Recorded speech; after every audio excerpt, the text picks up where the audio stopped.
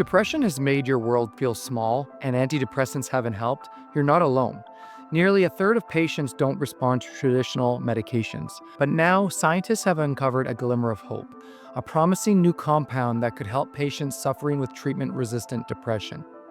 In just 1 or 2 sessions, it may help rewire the brain, dissolve years of mental fog, and unlock deep, lasting relief. And the strangest part, this compound comes from magic mushrooms. Traditional antidepressants like SSRIs typically work by adjusting serotonin levels in the brain. While effective for many, they operate on a basic principle of chemical balance that doesn't always address the rigid thought patterns and neural pathways that can become entrenched in chronic depression.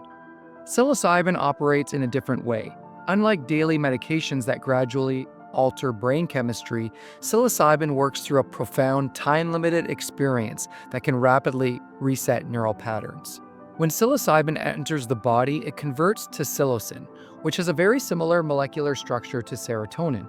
This allows it to bind to serotonin receptors, especially in brain regions involved in perception, cognition, and mood regulation, essentially mimicking serotonin's mood-boosting effects.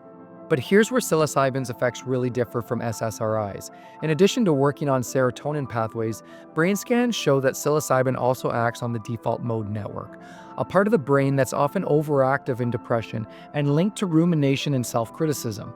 Psilocybin quiets the default mode network, allowing other brain regions to start talking to each other in new, surprising ways. In the depressed brain, certain neural pathways become deeply worn like ruts in a road. Psilocybin essentially allows the brain to form new paths and connections outside these established ruts by quieting the default mode network. But there's more. At the chemical level, psilocybin also triggers increased expression of brain-derived neurotrophic factor, BDNF, a protein that promotes brain cell growth and connections. Even after just one psilocybin experience, this phenomenon continues in the brain, potentially explaining the long-term antidepressant effects seen in clinical studies. That's one big advantage of psilocybin treatment. While traditional antidepressants require daily use and can take weeks to show effects, psilocybin therapy usually involves just 1 to 3 sessions, with benefits lasting for months or even years. This shift from daily medications to just a few transformative experiences represents a fundamentally different treatment model that we're only just starting to get used to. So how good is psilocybin at fighting depression? Well, one landmark 2016 study showed that 2 doses of psilocybin combined with psychological support led to total remission for 67% of patients in just 1 week.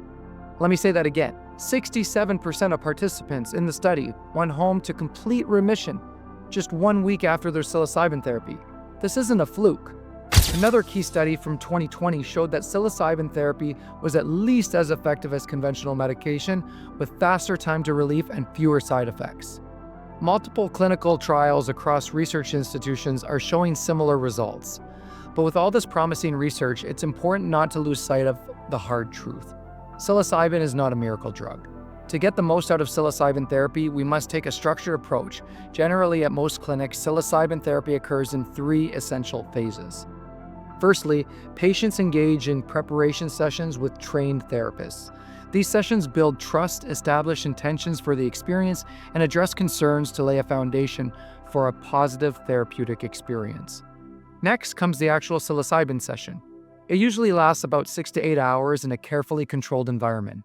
Patients receive a controlled dose while supervised by trained therapists who provide support throughout the experience.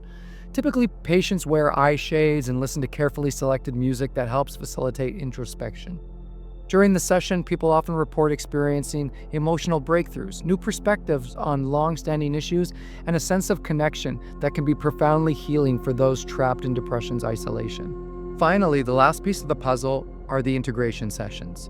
It's a common misconception that the work ends when the psilocybin wears off. Integration sessions are vital for helping patients process their experience and apply their new breakthroughs to daily life. This crucial phase transforms a temporary experience into lasting change. As with any medication, though, there are benefits and there are risks to taking psilocybin. Potential benefits include rapid relief from depressive symptoms, long-lasting effects from minimal sessions, insights that can lead to meaningful life changes, and fewer side effects than many traditional antidepressants. However, on the other hand, the risks must also be acknowledged. Psilocybin can cause temporary psychological distress during the session, which is why proper screening, preparation, and supervision are essential. There's also a small risk of exacerbating pre-existing mental health conditions, but both of these risks are manageable in controlled therapeutic setting with trained professionals. It's not a DIY solution. In Canada, psilocybin remains a controlled substance, but pathways for legal access are emerging. Health Canada's Special Access Program allows healthcare practitioners to request psilocybin access for patients with serious conditions when conventional therapies have failed. Clinical trials offer another route, providing opportunities for both treatment and advancing research. The field is evolving rapidly. Major research institutions across Canada, including the University of Toronto, McGill University, and the Centre of Addictions and Mental Health, are conducting rigorous studies that will shape future policies and practices.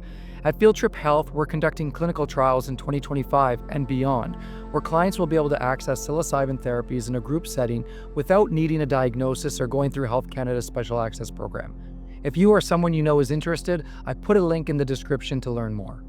If you are considering psilocybin therapy for treatment-resistant depression, there are 5 important things to keep in mind. First, you'll want to discuss your complete medical history, including all medications and previous treatments, with a qualified professional. They'll help you determine if psilocybin therapy is the safest and best option for you. Next, you'll need to explore legal avenues.